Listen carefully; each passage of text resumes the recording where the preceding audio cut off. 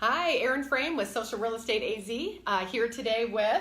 Ian Brannon. With Nova Home Loans. Of course. And we have a special guest today. Well, we gotta tell them what this is. What is this? What is this? Yes, we are here with the Lowdown. The Lowdown. Up here in the Catalina foothills. What episode are we at? We are on episode 8. Can you believe it? I love it.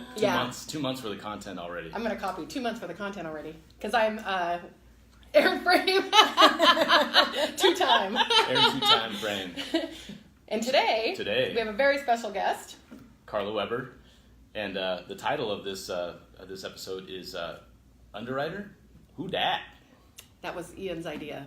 Can you tell? Who dat? I'm a little ghetto. I grew up in the 85705. But we wanted to bring a special guest, my good friend and underwriter, Carla Weber, because we were talking about, this mystical unicorn creature that an underwriter is, right? That's a nice compliment. No, that's right, very unicorn. No one gets to see the underwriter. No one gets to talk to the underwriter, right? I was talking to Erin. She's like, I've never been an underwriter. Never. You guys, you're definitely like a mystery. Like you just hear the underwrite. It's been sent to underwriting. What does that mean? Exactly. Yeah. So we wanted to invite Carla to talk about what she does, what her position is, and just ask her a few questions that she can help, unveil the truth behind what underwriting is, what it means, and just questions. So if you guys have questions too, feel free to ask. But I think Erin and I have some good ones that Carla's gonna give us the answers on. Hopefully good. answer. Yes, So, definitely. question number 1, Carla. Yep. Ready. What do you do? What do I do? Why? Well, Why do companies have an underwriter? Well, lucky for me, I work with really good people. So it's not, if you didn't know what you were doing, my job would be twice as hard. But really, Thank you. lucky for me, once the loan goes through you and the processing and it gets to me, and I look at it to make sure that it meets all the guidelines, Okay. make sure that it's a makes sense kind of deal. If I have any questions, I come and see you, or I call you on the intercom. Why is it important for us to have you then? But because me as a loan officer, if I know the guidelines, you say I make your job easy. But if I know the guidelines, why have an underwriter at that point? Well, because I don't have any financial interest in it except protecting Nova. That's a great answer. I hope the owners of Nova are watching.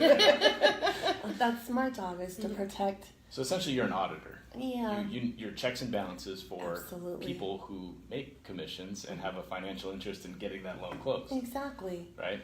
So,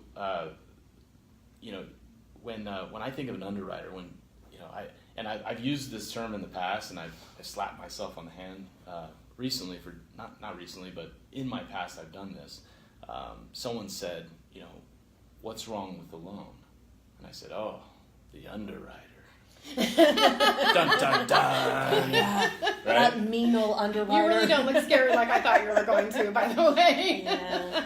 Blame it on the underwriter. So one of my things that I decided, and really it's a truth, is if it gets to an underwriter and there's something wrong with the loan, is it your fault if the loan doesn't go through? No.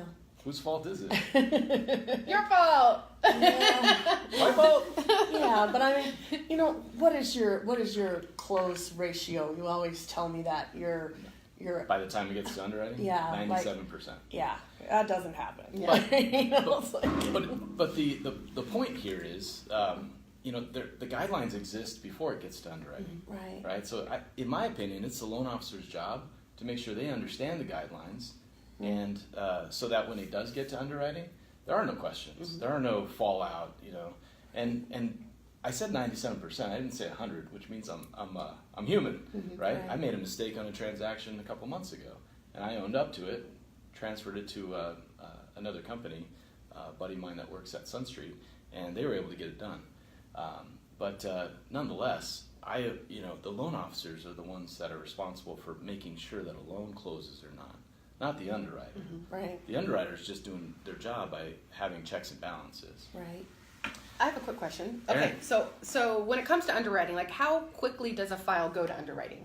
That's probably something you could ask too, but is it like something right away? Like me as a realtor, I'm working with Ian, let's say. And we have a set time Yeah. as to how quickly we need to get this transaction done. Exactly. Right? Mhm. So when it goes to underwriting, shouldn't it be like, all right, let's go. I Let's would get it think it done. would start there, in a way, kind of like the appraisal. They should start with the appraisal, So how long does it take to underwrite a file? If you have a complicated file, it could be a few hours. But if you have, a vanilla conventional loan, 20% down, Yeah. you might get that one done in an hour. Wow, okay. So I usually do about 3 a day. Okay. That's my goal. So Got it. Because you're not just underwriting that one loan. Because you said 1 to 3 hours or 1 to 2 hours on per an loan. underwrite. Mm-hmm. And if you underwrite 3 a day, well, there might be a few hours extra. What are you doing during that time? I'm looking at conditions for loans so there's 2 types of approvals. There's a conditional approval, which is pretty typical because, you want to get it into the underwriter to make sure that everything is, that the file is really good. Mm-hmm. Maybe just waiting for an appraisal or a letter or something like that. And that way it can be conditionally approved. Mm-hmm. Then the other type of approval is green approval.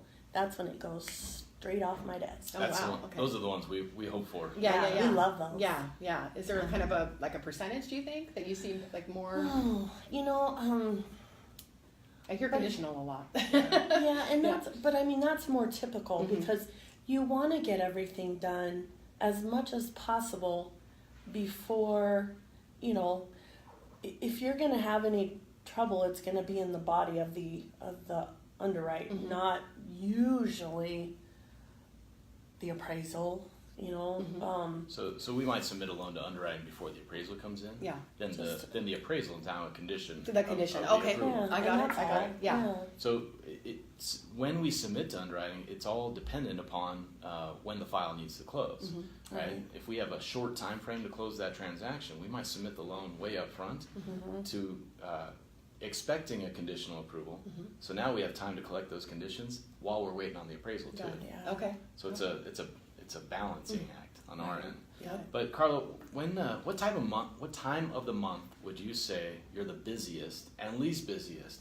Because this is a great question that for real estate agents out there to know on when to close a transaction.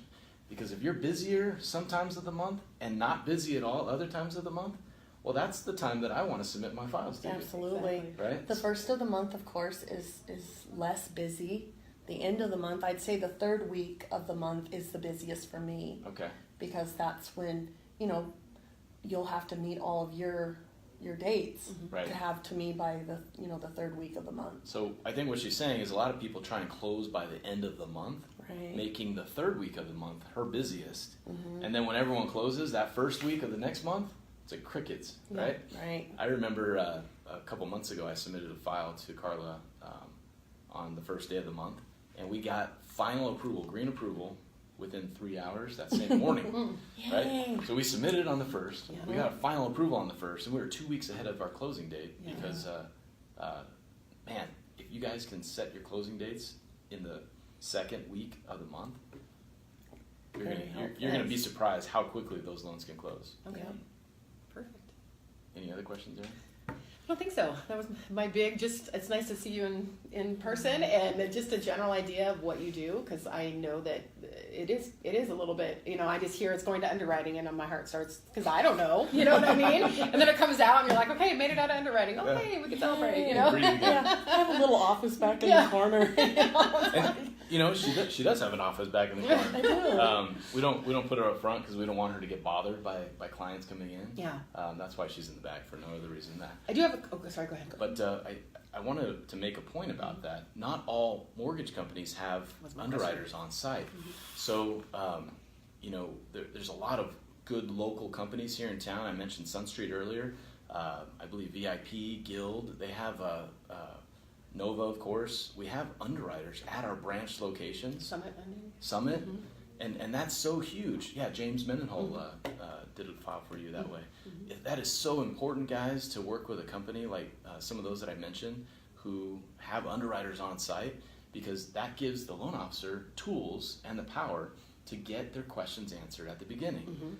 I remember I worked for a large bank prior to Nova over 10 years ago, and my underwriter was in a completely different city, and if I called them and they didn't answer, I'm just sitting there with this unanswered question. Yeah. Right? I can walk up, go give Carla some cookies and some hot chocolate, whatever she's looking for. I never get cookies. Ian, you got to step up your I gotta game. step up my cookie game. But you know what I'm saying. I can. It gives me the opportunity to have the tools necessary to answer Aaron's question, to answer the buyer's questions that are out there wondering, will I qualify, and can I know right now? And that's something that's so nice about working with local lenders as a realtor. Because they like Ian's able to get things answered quicker than maybe some of the other companies that I've dealt with that are not even in Tucson.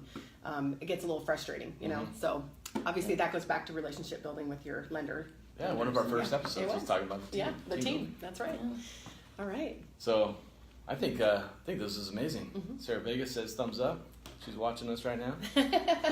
So I'm going to call that a wrap. All Carla, right. thank you so much for Thank spending you. your time. We didn't take You're too much of her welcome. time because she's No. got to go back and underwrite some more files. It's People want to pretty- get into their homes. with so. the holidays coming up, it's Yeah. kind of the third week It's of the pretty month. much the third It week of is. the month. So I just want to thank you. Thank Yeah. you. For sure. And, Thanks for having me. Yeah, that sounds good. And so till next time on the lowdown. Yeah, we doing next Wednesday, I think right? we should. Yeah. Yeah. Keep it going. Something about turkey, maybe. Thanksgiving? I don't Maybe. know. Okay. All right. Anyway, peace.